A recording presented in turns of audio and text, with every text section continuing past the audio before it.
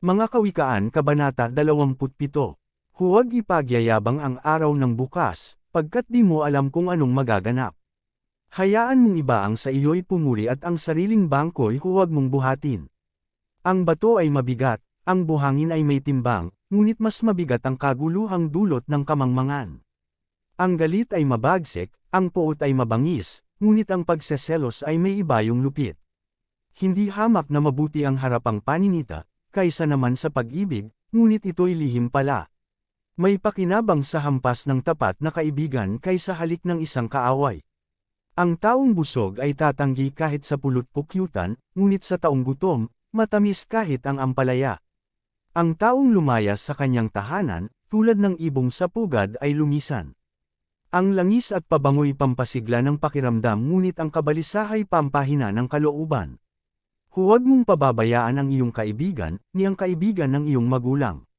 Kung ikaw ay nagigipit, huwag sa kapatid lalapit. Higit na mabuti ang kapitbahay na malapit kaysa isang malayong kapatid. Magpakatalino ka, anak, upang ako'y masiyahan at sa gayo'y di ako mapahiya sa nangungutyaman.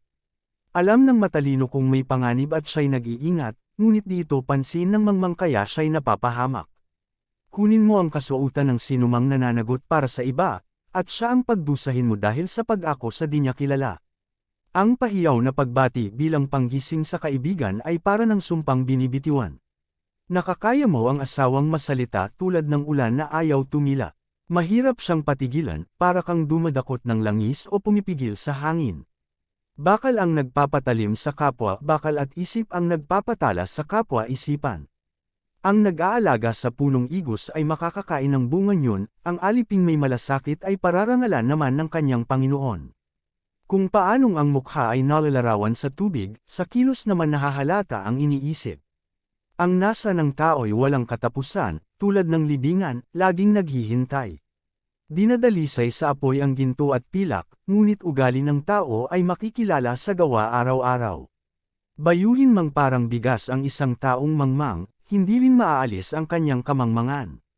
Ang iyong mga hayop ay iyong bantayan, alaga ang mabuti ang iyong kawan. Di mamamalagi ang yaman, ganoon din ang mga nasa kapangyarihan. Putulin muna ang dayami, sa kagap-asin ang damo sa parang habang hinihintay ang susunod na anihan. Sa mga tupa kinukuha ang ginagawang kasuotan, at ang pinagbentahan mo ng iyong kambing ay maaaring ipambili ng bukid. Ang gatas ng inahing kambing ay sa ibang kailangan, sa pagkain ng pamilya mo't mga katulong sa bahay.